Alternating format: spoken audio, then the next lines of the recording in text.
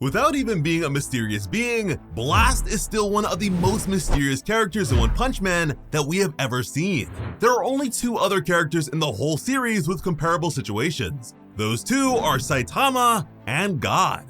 Now, the connection between Blast and God is one that is very well established and continues to be explored. But what about Blast and Saitama? Well, I'd argue that when it comes to the narrative and subtle direction of the story, they are just as connected. The earliest mention of Blast in the series came to us almost 10 years ago, with chapter 30 of the manga. And this was one of the most important chapters ever. It's the one that first introduced us to the Hero Association's greatest heroes, the S-Class. It's also where we got the iconic first meeting between Saitama and Tatsumaki. Almost everyone was here. They somehow even managed to get Watchdog Man to show up, and he never leaves Q City. The only two S-Class heroes that didn't show up were Metal Knight and Blast. We were introduced to each of them in ascending order of rank.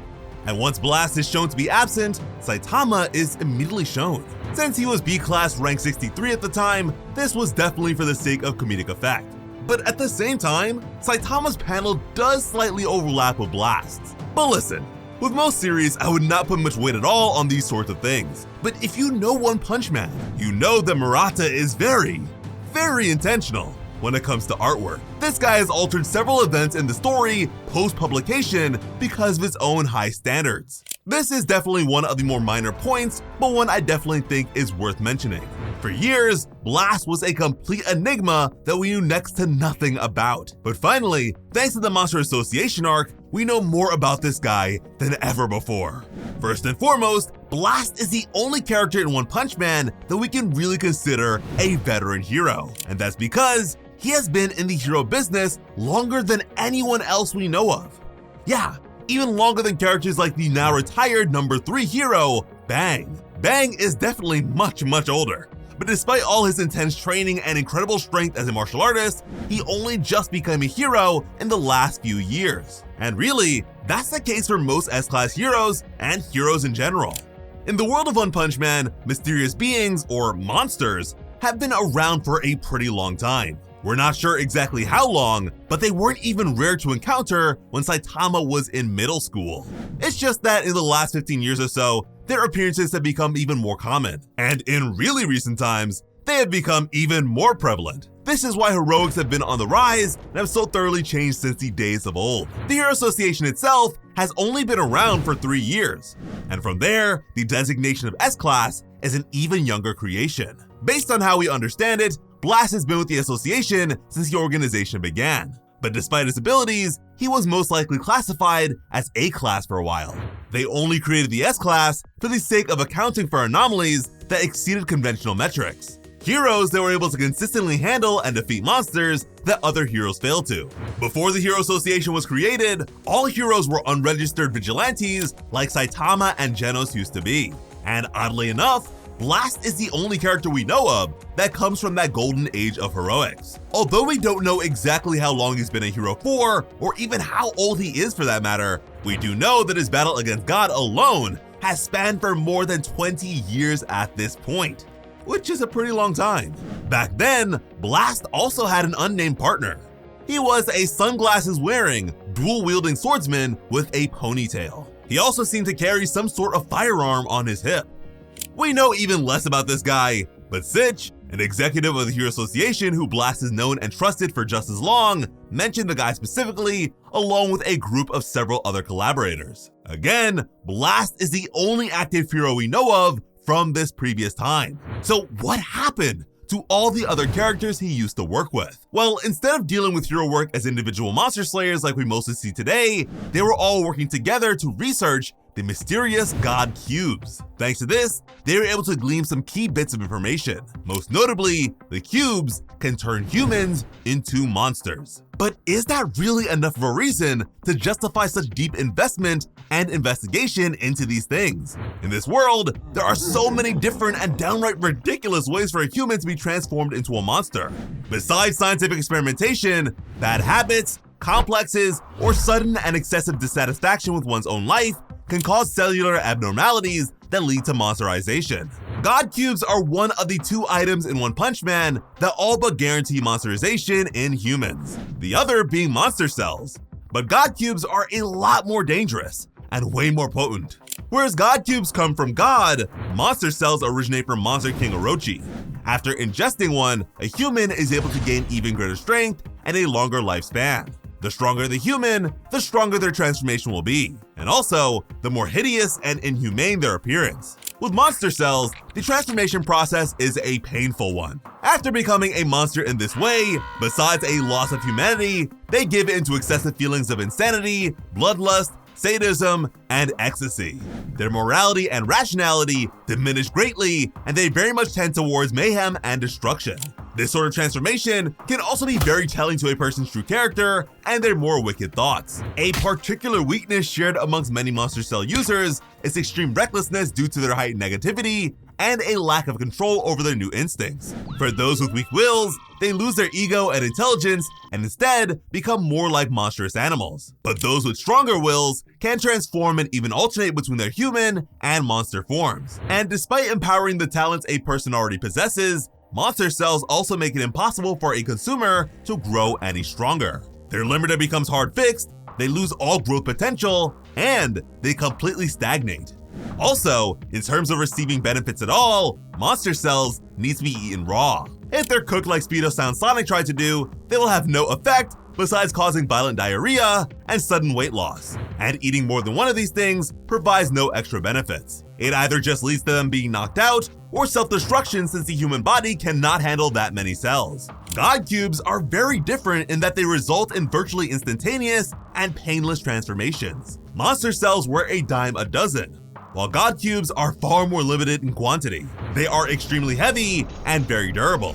The power these things are able to grant is exponential. They don't just turn a person into a monster, they turn them into an incredibly powerful monster, and one that isn't limited in terms of growth at all. But this all depends on worthiness, which may or may not just boil down to whether or not God wants to. But if a person is unworthy, they will apparently suffer from a sort of rejection, and that could mean the theft of their body, power, or even life. The influx of energy might just be too much for many people to handle. The other key takeaway about God Cubes was that besides being a catalyst for transformation, these things can act as a direct means of communication with God. The providence of power is very transactional. It's pretty much a deal with the devil. Simply touching one of these things is dangerous. Any person that does runs the risk of being made to contest the overwhelming will of God itself. And from what we've seen, even if a person ultimately refuses the being, a degree of hesitation or additional engagement is enough for its influence to result in some degree of change. These cubes are not the only way for a being to be contacted or provided power by God, but are sort of like a way to call the entity instead of just waiting for a call. Homeless Emperor went from being some random guy to being a disaster-level dragon threat that was even challenging to many of the S-Class heroes. When it comes to the former associates of Blast, against such a powerful entity without backing from an organization, it is entirely possible that some of them died in battle. Hero work itself was also a lot less lucrative than it is these days, so some may have even retired for financial reasons. Characters like Bang, Bomb, and Machinichirin may be incredibly powerful despite their elderly statuses, but 20 years is still a pretty long time. A lot of these heroes may have simply left their physical primes long ago and can no longer keep up the good fight like they once could. But then there's the most interesting possibility, one that may very well apply to Blast's former partner, the acceptance of God's power. It's a very tempting offer, one that tends to be presented to already powerful beings very opportunistically. This dual-wielding guy was described as Blast's partner, not his sidekick, which is to say that he was likely of comparable strength and power. Even if the difference between them was like Saitama and Genos, we cannot discredit how strong Genos is just because Saitama is the strongest. This mysterious partner was mentioned for a reason, and this may very well be it. God's entire MO is manipulating pawns, so he will definitely be in need of some interesting ones like this guy. Now, despite the importance of his mission, Blast consistently describes his hunt for the cubes as a hobby, which is very similar to Saitama's view on hero work, a sort of relaxed stance that is pretty much unheard of amongst heroes. But it seems that more important than gathering the cubes is combating God itself, but we'll get back to that later in the video. Just a couple of years into his collection hobby, Blast met and saved a young Tatsumaki while recovering one of the cubes. 18 years ago, Tatsumaki, after being sold to Esper researchers by her parents, was abandoned by those very same researchers when one of their hybrid monster samples went on a rampage. Just as Tatsumaki accepted her fate, Blast managed to save her. To do so, he had blown an enormous hole through the side of the monster to kill it, something that is very similar to how Saitama tends to handle monsters. After saving her, Blast introduced himself to Tatsumaki while casually holding a god cube. Again, he calls this a hobby of his. But more than that, he admits to having a proper job too, which is very interesting. Saitama might call hero work a hobby of his, but it's not like he has some alternate identity. Being a hero is his only means of employment. More or less, he only says this because he doesn't really take it that seriously. Unlike some others, it is not his entire life. Although he may be tempted and moved by the idea of money just as much as the next guy, he is still simple enough to personally request the smallest apartment available at Hero Association headquarters. And that's after living in an abandoned and monster-infested city for ages. He's also the sort of person to always consider ongoing sales at grocery stores. Blast, on the other hand, sounds like he has more of a Superman to Clark Kent situation going on. Although, from our understanding, he's dedicated his entire life to this mission of his. Blast says something interesting once again right after that. He asks Tatsumaki why she doesn't use her power. This is peculiar. She also didn't demonstrate any abilities in front of him. From that, there are two likely inferences to be drawn. Either Blast can sense power from others, or he made the assumption considering she was being kept here in the first place. When it comes to sensing power, I'm not entirely convinced. Blast didn't seem to have any special impression of Saitama when they first met. He also felt confident enough to entrust Tatsumaki's safety to King. He recognized how dangerous Garo had become after being given some of God's power, but at that point, just about anyone could tell that Garo was dangerous. The assumption angle is the simpler of the two, but is no less interesting. We now know that the organization responsible for detaining Tatsumaki is one known as Tsukuyomi. They are a mask-wearing evil psychic research group, one that is now capable of creating artificial espers. But remember, Blast didn't come to this place to save Tatsumaki. That was more like a bonus. Really, he came there to secure one of the cubes that they presumably had in their possession. And like we established earlier, these cubes are not things that a human can just come into contact with without issues unless their will is especially powerful. More than likely, God's agenda already has roots in the organization for some reason or another. They've been able to persist for close to 2 decades after losing the lab they had Tatsumaki in, and they are loathed by Psychos as well. Speaking of Psychos, Tsukuyomi seriously wanted to secure her after she was captured by the Hero Association. She is of course a very powerful Esper. Their desire for her may be no different from their desire for Tatsumaki, but they were especially interested in Psychos' unique third eye ability. Presumably, it's the same sort of power that the late fortune teller Shibabawa possessed that allowed her to foresee monster attacks and natural disasters with perfect acuity. But besides that, Psychos is also a being that has been granted additional power by God. And the thing about God is that once it gives you power, no matter how strong you are, when that power is taken back, the user perishes in a terrible way. Despite this, Psychos is still very much alive. It's entirely possible that Tsukuyomi, whether or not agents like Apollo know or not, aims to claim her on account of that reason especially. But you could say that with Tatsumaki, Blast has prepared an Esper of his own. After putting his hand on Tatsumaki's head, he told her that she has someone she needs to protect. We are then shown an image of a preschool Fubuki, and Blast comments on how adorable she is. Now, this is incredibly vague, but either Blast did thorough research on Tatsumaki specifically ahead of recovering this cube, or, upon making contact, he can read minds to at least some degree. It's definitely the more outlandish possibility, but contextually, mind reading makes more sense. The black border around the panel is indicative of a flashback rather than a photograph, but the scratchy nature of it gives off the impression of something a bit more. Past that, the last thing Blast would do for Tatsumaki is give her the advice that she would go on to create her entire life around. Firstly, he'd tell her that she should protect her family. It's the reason why Tatsumaki is so overprotective of Fubuki. Then he'd say that as someone so powerful, when the time finally comes, she should not expect anyone to come save her, which is why she is so against getting help from or working with other heroes and so strongly believes in her own power. While I don't imagine this advice he shared with her was at all malicious, they weren't exactly the most beneficial words to be sharing with her at that time. After being told that she should protect her family, Tatsumaki terrifyingly rushed into preschooler Fubuki's room and tried to abduct her. As it turns out, she had been followed by some Tsukuyomi members. With the words of Blast in mind, Tatsumaki mercilessly slaughtered and killed the pursuers in front of her baby sister. Being traumatized like this resulted in Fubuki awakening her own Esper abilities. This is now a deep regret of Tatsumaki's, as it forced the sister she wishes to protect into a world of danger. And because she was told not to rely on anyone besides herself, she has grown to be extremely pompous, destructive, and inconsiderate. In her heart of hearts, she doesn't want to be disliked, but the fear of being taken advantage of again is too overwhelming for her to do otherwise. And instead of seeking the answers herself, she ultimately defied those final words and desired further direction from Blast. But instead, she got Saitama. Saitama is now the only person besides Blast that Tatsumaki is willing to listen to and, at least on some level, respect. Even if inadvertently, Saitama's impact on Fubuki is largely why she and her sister are able to have a better relationship these days. Saitama also expanded Tatsumaki's perspective and gave her the stern shift she needed. And it seems like this is going to be a bit of a trend, since Tatsumaki isn't the only hero that Blast made a major impression on in his prime.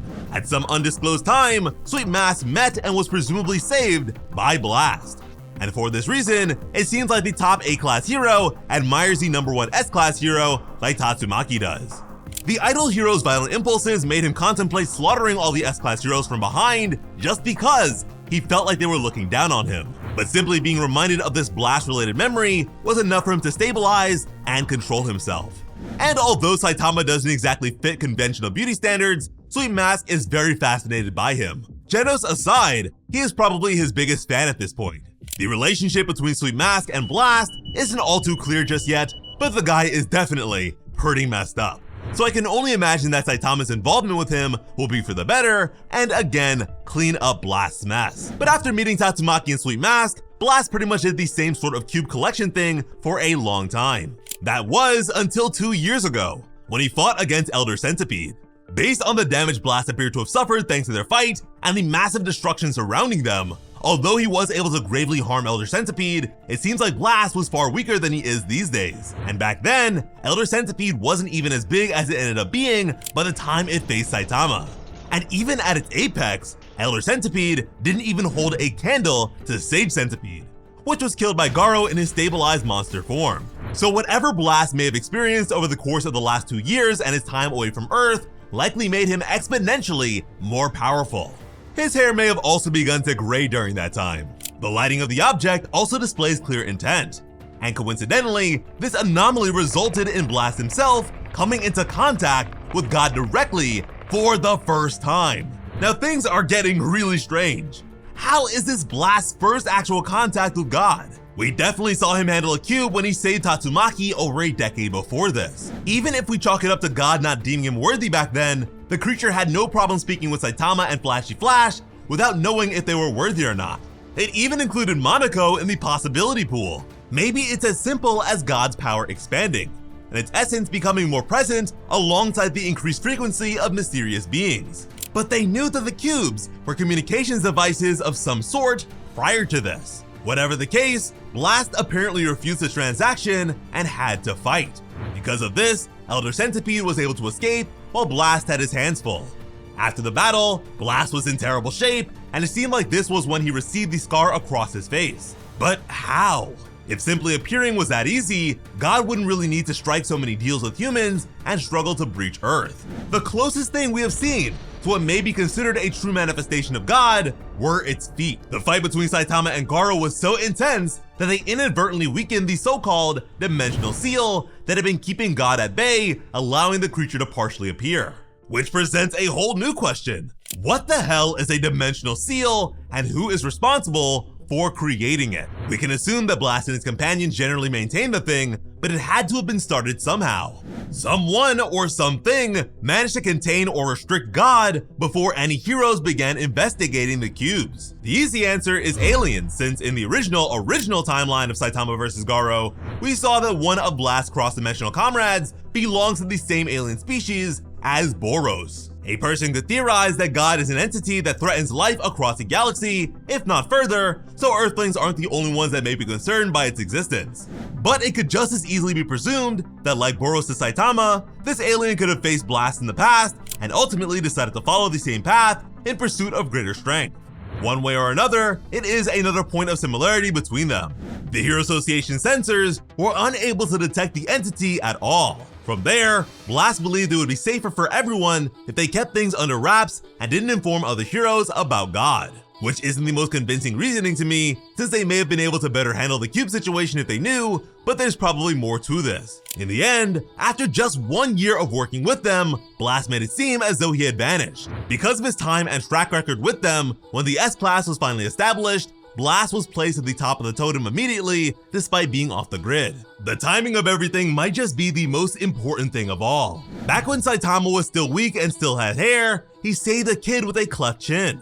That kid's grandfather happened to be incredibly rich, and the story inspired him to create the Hero Association in the first place. Saitama had no idea about this organization, of course, but dedicated himself to becoming a strong hero. His daily training regimen of 100 push-ups, 100 sit-ups, 100 squats, and 10-kilometer runs, although valuable, obviously cannot account for the obscene levels of strength he now possesses. Despite not lining up exactly, the timing of Saitama's increase in strength and Blast's encounter with God is noteworthy at the very least. During his training, Saitama experienced some very strong symptoms. A solid meal plan and at-home workouts don't exactly justify the vomiting of blood. By the 300th day of his training, Saitama was already at upper A-class level. But during this time, he was experiencing a very strange stinging pain. And over time, Saitama was experiencing unexplained changes to his body. There's no way to tell exactly what made Saitama as powerful as he is. Instead, this description is enough to let us make educated inferences about what didn't. 1. Saitama displayed absolutely no recognition of the God Cube. 2. His acquisition of strength, albeit exponential, was gradual. 3. His growth and potential is unlimited. 4. His mental state is relatively stable, with no signs of derangement or mysterious being-inducing circumstances. 5.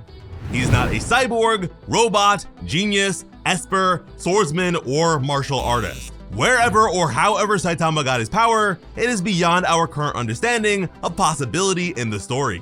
And would you look at that? Blast is a similar case. He may not be as strong as Saitama, but Kate Baldy and God aside, Blast is the most powerful being in the series. You could argue that Garo is stronger, but not since losing his power at the end of the Monster Association arc. And if it hadn't been for Garo gaining power from God, Blast would definitely be able to beat him. Blast was able to effortlessly evade the fastest kicks Flashy Flash could offer, just like Saitama did. He also got behind the Everguarded Ninja with no trouble at all, just like Saitama. He was fast enough to teleport Saitama and Cosmic Fear Garo into space before their planet-busting fists could collide. He could spin one of the God Cubes on his finger, while someone as physically strong as Flashy Flash could not move it at all.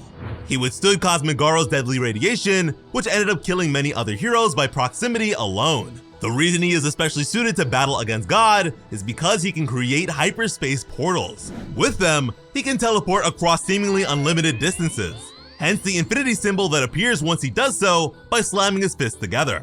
He can even go beyond locations and travel into different dimensions. His teleportation can be used on himself, several others, and even objects. All of this can be applied to attacks as well.